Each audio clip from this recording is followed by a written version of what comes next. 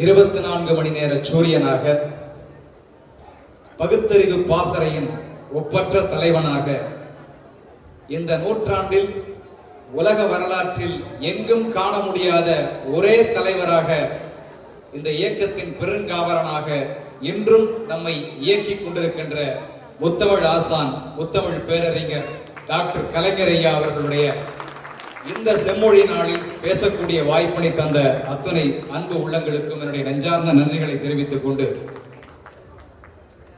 இந்த மேடையில் ஒரு அற்புதமான மேடையா இதை நான் பார்க்கிறேன். ரொம்ப பெருமை மிகுந்த ஒரு முழுமையான மேடையா இந்த மேடை அமைந்திருக்கிறது.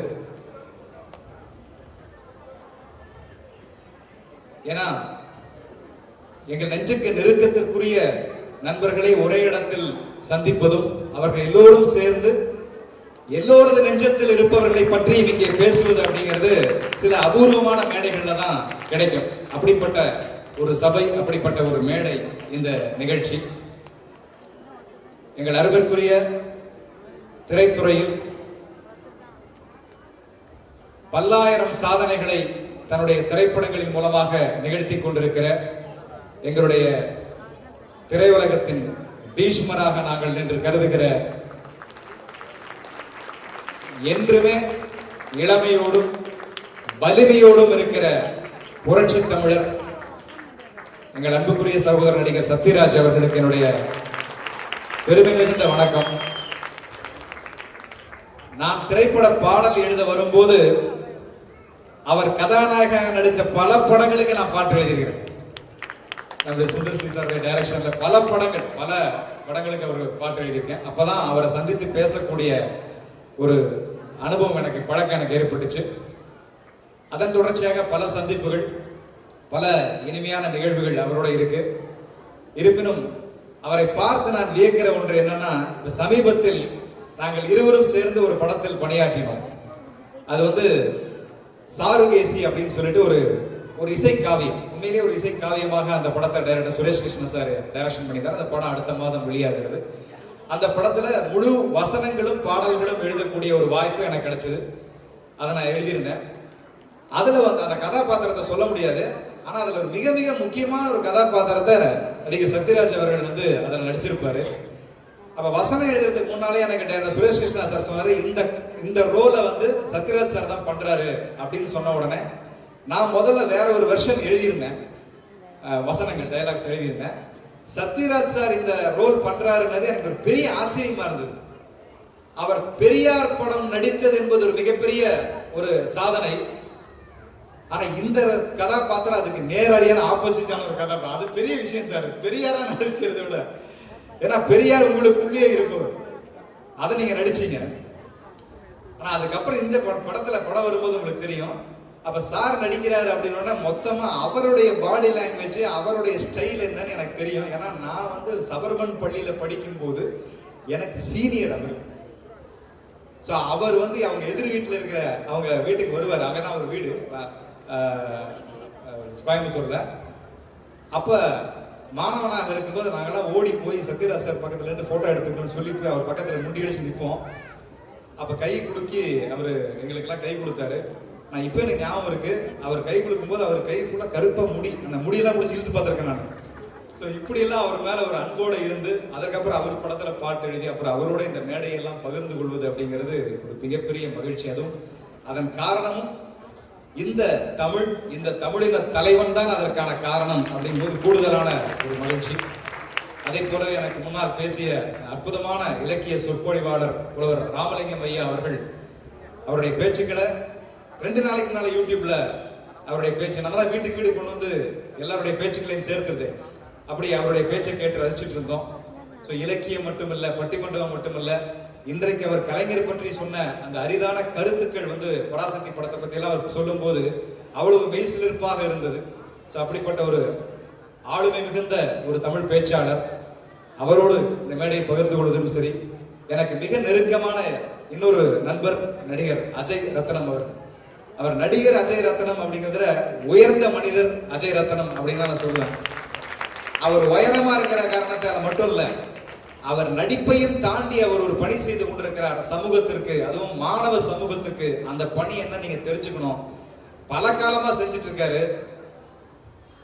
மாணவர்கள் தேர்வில் எப்படி ஜெயிப்பது என்பதை ஒரு சமூக கடமையாக ஒவ்வொரு பள்ளிக்கும் ஒவ்வொரு கல்லூரிக்கும் சென்று ஒரு அற்புதமான ஒரு திட்ட வடிவமைப்பை உருவாக்கி, அதுவும் குறிப்பா கவர்மெண்ட் ஸ்கூலுக்கு போய் அங்க இருக்கிற அரசு பள்ளி மாணவர்களுக்கு பயிற்சி தருகிற ஒரு தேர்வு பயிற்சியாளராக, ஒரு மோட்டிவேஷன் ஸ்பீக்கராக, ஒரு தன்னம்பிக்கை பேச்சாளராக இன்னொரு புறம் அவர் இயங்கிக் கொண்டிருக்கிறார் அப்படிங்கிறது.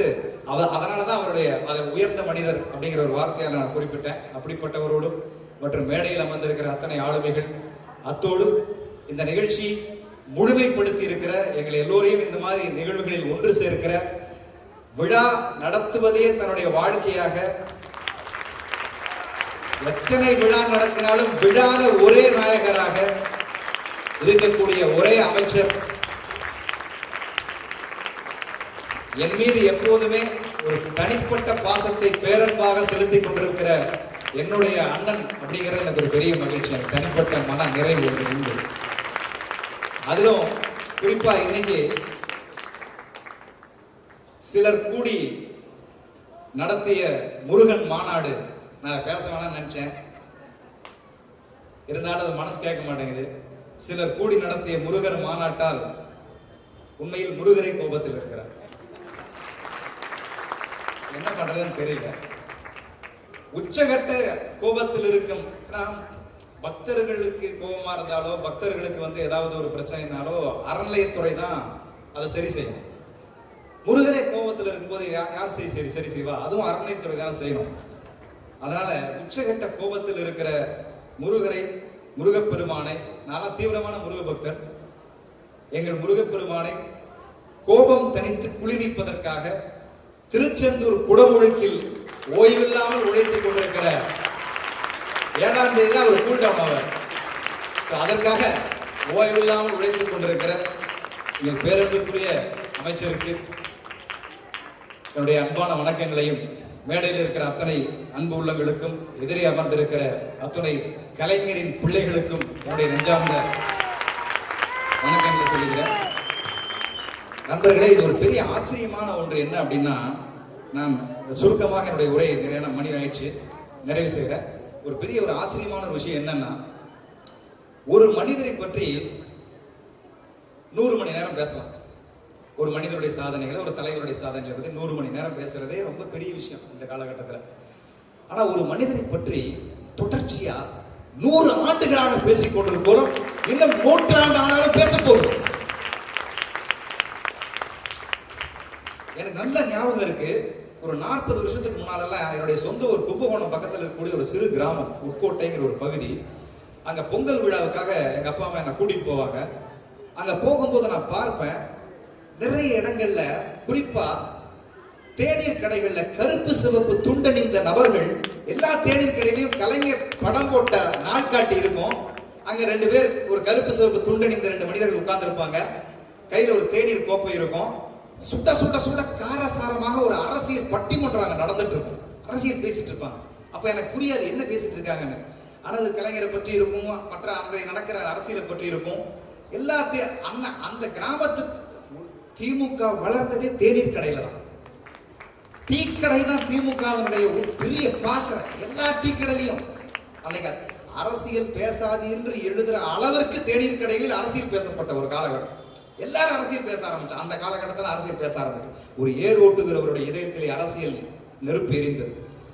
ஒரு மூட்டை தூக்குகிற தொழிலாளியின் மனதிலே ஒரு அரசியல், கோயிலுக்கு பூஜை செய்கிற பூசாரியின் மனதிலே ஒரு அரசியல் பேசுவதற்கான ஆர்வம் எழுந்தது. எல்லா தரப்பு அரசியலும், எல்லாரும் பெண்கள் வீட்டுக்குள் சமைத்துக் கொண்டிருந்த பெண்கள் குழாயடிகளிலே அரசியல் பேசக்கூடிய காலகட்டம் ஆரம்பமானது. எல்லா இடங்களிலும் அரசியல் பேச வைத்த ஒரே நபர், இன்று நாம் பேசிக் கொண்டிருக்கிற ஒரே நபர், இந்த ஒரு தலைவனால் மட்டும்தான் இந்த அரசியல் விழிப்புணர்வு என்பதே உலக தமிழர்கள் மத்தியில் ஏற்பட்டது. அது வரைக்கும் அரசியல் சிலர் மட்டும்தான் பேச முடிந்தது. பாமரனுக்குள்ளும் அரசியல் அறிவை, ஞானத்தை கொண்டு போய் ஊட்டியவர் நம்முடைய முத்தமிழறிஞர் கலைஞர் அவர்கள் மட்டும்தான். அதாவது நண்பர்களே, பல பேர் கேட்கிறான் கலைஞர் என்ன அப்படின்னு இருக்கு. இன்னைக்கு தமிழ்நாட்டில் கலைஞர் அப்படிங்கிறது ஒரு சொல் அல்ல. அது ஒரு சொல்ல பார்க்கவே முடியாது. அப்பா அப்படிங்கிறது ஒரு சொல் தான், ஆனா அதை சொல்ல பார்க்க முடியாது. எல்லாருக்கும் தன்னுடைய அப்பா ஒரு சொல் மற்றவங்களுக்கு, ஆனா அவனுக்கு அவனுடைய அப்பா என்பது சொல் அல்ல, அது உணர்ச்சி.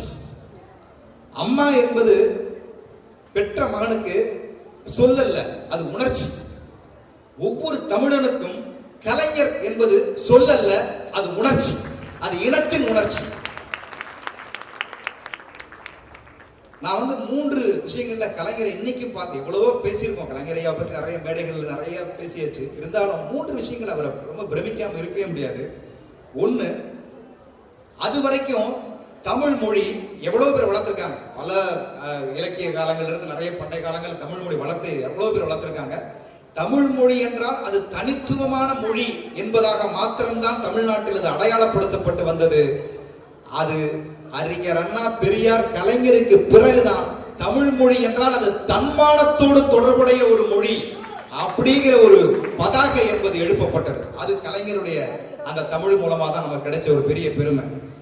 அதே மாதிரி தன்னுடைய 6வது வயசுல போராட ஆரம்பிச்ச ஒரு மனுஷன் 6 வயசு இருக்கும்போது ஒரு கோயில்ல ஒரு கோயில் பிரசங்கம் நடக்குது. அங்க ஒரு பெரியவர் சொற்பொழி ஆற்றிக் கொண்டிருக்கிறார். அவர் சொல்றாரு, உயிர்கள் கொல்லாமை பற்றி பேசிக் கொண்டிருக்கிறார். நம்ம உயிர்களை கொன்று உண்ணக்கூடாது, பாவங்களிலெல்லாம் பெரும் பாவம், அப்படி பண்ணனா நமக்கு நரகம் தான் கிடைக்கும் அப்படிங்கிற மாதிரி உயிர்களை கொல்லாமை பற்றி பேசிக் கொண்டிருக்கிறார். அப்போது எதிரே அமர்ந்த கூட்டத்தில் இருக்கிற ஒரு 6 வயசு பையன், அந்த 6 வயசுல என்ன புரிஞ்சிருக்கும், அவர் எந்திரிச்சு கேட்கிறாரு. அந்த பையன் கேட்கிறான், ஐயா, உயிர்களை எல்லாம் கொன்றா தவறுன்னு சொல்றீங்க, ஆனா இன்னைக்கு அறிவியல் கண்டுபிடிப்புல மரம் செடி கொடிகளுக்கும் உயிர் இருக்குன்னு சொல்றோம். அப்ப அந்த மரம் செடி கொடிகள்ல இருக்கிற காய்கறிகளை நம்ம எடுத்து சாப்பிடுறோமே, அது உயிர் கொலை இல்லையா அப்படின்னு கேட்கிறான் அந்த பையன். 6 வயசுல ஏற்பட்ட பகுத்தறிவு வெளிச்சம். பேசிக்கொண்டிருக்கிற அந்த ஆன்மீக பேச்சாளருக்கு ஒரு அதிர்ச்சி, என்னடா நம்மளே கேள்வி கேட்கிறானே அப்படின்ட்டு அவனை மடக்கிறதுக்காக, தம்பி நீ கேட்கிற கேள்வி நியாயம் இருந்தாலும் மரத்தினுடைய வேர் பகுதியில தான்ப்பா உயிர் இருக்கும், நாம பறித்து சாப்பிட்றதுடைய காய்களையும் கனிகளையும் தான், அதனால அதுக்கு உயிர் போகாது அப்படிங்கிறார். இந்த பையன் அதோட உட்காரல. திருப்பி இந்த பையன் கேட்கிறான், ஐயா, கீரை முள்ளங்கி போன்ற உணவை சாப்பிடுறோமே, அது வேறு பகுதியவே பிடுங்கிதானே சாப்பிடுகிறோம், அப்படின்னா அது உயிரை பிடுங்குவதால்தானே அர்த்தம் அப்படின்றான். சொற்பொழிவுகிற பதில் சொல்ல முடியல. தம்பி உட்கார், நான் அப்புறமா நான் விளக்கம் சொல்றேன்ட்டு ஆர்மோனிக்கு பேச்ச ஆரம்பிச்சிடுறாரு. 6 வயதில் கேள்வி கேட்க ஆரம்பித்த, நியாயத்திற்கு தன்னுடைய பகுத்தறிவிற்கு விளக்கம் கேட்க ஆரம்பித்த அந்த இதயம் கடைசி துடிப்பு அடங்கிய பிறகும் போராடி அந்த இடத்தை பெற்றது அப்படிங்கிறத அந்த தலைவனுக்கு உண்டான தனித்துவமான வரலாறு நான் பார்க்கிறேன். ஸோ நிறைய விஷயங்களை கலைஞரை அவர்களை பற்றிய விஷயங்களை இந்த மேடையில பேசணும்னு ஆசைப்பட்டாலும் நிறைய பேர் கலைஞரை எதிர்த்து பேசுபவர்கள் இன்றைக்கு அறிந்து கொள்வதில்லை. மேடையில் அது வரைக்கும் தமிழ் பேசப்பட்டு தான் வந்தது. கலைஞர் என்னைக்கு பேச ஆரம்பிச்சாதோ அதுக்கப்புறம் தான் மேடை முழக்கம் அப்படிங்கிற வார்த்தையே ஆரம்பமானது. நீங்க கலைஞர் பேசுறது ஏதாவது யூடியூப்ல சின்ன வயசுல ஒரு பேசிக்கிறத எடுத்து கேட்டு பாருங்க. அவருக்கே உண்டான அந்த சுருளான கூந்தல், அந்த காலகட்டத்துல ஒரு சின்ன அழகான கத்திரிக்கோளால் நெருக்கப்பட்ட இந்த மெலிதான ஒரு மீசை, வேட்டியை விட நீளமான ஒரு துண்டு, அதை அப்படியே எடுத்து கையில சுழற்றி கொண்டு அந்த மேடையில் என்ன அவர் பேசுவார் பாருங்க. அந்த யூடியூப்ல ஏதாவது வீடியோஸ் இருந்தா போட்டு பாருங்க. அப்பதான் தெரியும் மேடை முழக்கம் என்ன அப்படிங்கிறது. அந்த தமிழ் மணக்கும். அது அப்படிப்பட்ட ஒரு பேச்சை நமக்கெல்லாம் அறிமுகப்படுத்திய ஒரு முதல் பேச்சாளர், மேடை தமிழை மேடை முழக்கமாக மாற்றிய ஒரு பெருந்தகை. இன்னைக்கு கூட கலைஞர் அவர்களுக்கு நினைவு சின்னமாக பேனா அமைக்கணும் அப்படிங்கும்போது கடுமையான எதிர்ப்புகள் பல பேர் தெரிவிக்கிறோமா. அங்க இதுக்காக இதுக்கு 100 கோடி ரூபாய் செலவு அப்படிங்கிறதெல்லாம். என்னை பொறுத்த வரைக்கும் நான் என்ன கருதுறேன் அப்படின்னா, அதுக்கு ஒரே ஒரு பதில். இதுவரைக்கும் தமிழ்நாட்டை எத்தனையோ சின்னங்கள் ஆட்சி செய்திருக்கின்றன. வீரம் ஆட்சி செய்திருக்கிறது, விவேகம் ஆட்சி செய்திருக்கிறது, தர்மம் ஒரு தராசு போல மாறி ஆட்சி செய்திருக்கிறது. ஆனால் தமிழ்நாட்டை கிட்டத்தட்ட 25 ஆண்டுகளுக்கு மேலாக ஒரு பேனா ஆட்சி செய்திருக்கிறது என்றால் அதை கலைஞரால் மாத்திரம் தான் முடிஞ்சது. கலைஞர் இருந்ததால தான் அது முடிஞ்சது. ஒரு எழுத்தாளனா நான் பெருமைப்படுற விஷயம், எந்த இடத்திலும் எழுத்தாளனுக்கு அவ்வளவு பெரிய அங்கீகாரத்தை இதுவரைக்கும் தமிழ் சமூகம் கொடுக்கறல. முதல் முறையாக கலைஞர் தான் ஒரு எழுத்தாளனாக, ஏன்னா கலைஞர் முதல்ல எழுத்தாளனா தன்னுடைய பணியை ஆரம்பிக்கிறார். 12 வயசுல மாணவனேசன்கிற பத்திரிகை எழுத்தாளனா தான் தன்னுடைய அரசியல் பயணத்தை ஆரம்பிக்கிறார். எல்லா இடத்துலயும் அவர் தன்னுடைய எழுத்தாளனா தான் அவர் ஒவ்வொரு இடத்தையும் தன்னுடைய முத்திரைகளை பதித்துக் கொண்டே வருகிறார். அதற்கப்புறம் வெள்ள திரைத்துறை ஆரம்பமாகுது. மாணவநேசன் பத்திரிகை, இவரு பெரியாருடைய அறிமுகம், பெரியாருக்கு பிறகு அறிஞர் அண்ணாவுடைய தம்பியாக மாறி, பிறகு ராஜகுமாரி திரைப்படத்துல மக்கள் திலகத்திற்கும் அதுதான் முதல் கதாநாயகனா நடிச்ச படம் நினைக்கிறேன். ஸோ இருவரும் முதல் முறையாக இவரும் எழுத்தாளரா வசனகர்த்தாவா மாறிப்படுறாங்க. நான் சமீபத்தில் அந்த விஷயத்தை படிச்சு ரொம்ப ஆச்சரியப்பட்டேன். ஃபர்ஸ்ட் படம் ராஜகுமாரி, அந்த டயலாக்ஸ் வசனம் எழுதி இது பெரிய ஹிட் ஆயிருக்கு. இரண்டாவது புலவரையா சொன்னதை போல அபிமன்யு திரைப்படம், அந்த திரைப்படத்தில் அவருடைய பெயர் இடம்பெறல, அதுல அவர் கோவிச்சுட்டு வெளியே போயிடுறாரு ஜூபிட்டர் பிக்சர்ஸ் இருந்து. அதற்கப்புறம் மூன்றாவது படம், நான்காவது படம் பராசக்தி வருது. பராசக்தியினுடைய வசனம் பட்டி தொட்டி எங்கும் பரபரப்பு பரபரப்பு பரபரப்பு. இன்றைக்கும் தமிழ் சினிமாவுடைய தலைநிமிர செய்த வசனங்களில் பராசக்தி தான் முதல் வசனமாக மாறியது. அப்படி பராசக்தியினுடைய அந்த வீச்சு, அந்த தமிழினுடைய எழுச்சி, இப்படி ஒவ்வொரு காலகட்டமா அவர் வந்துகிட்டே இருக்காரு.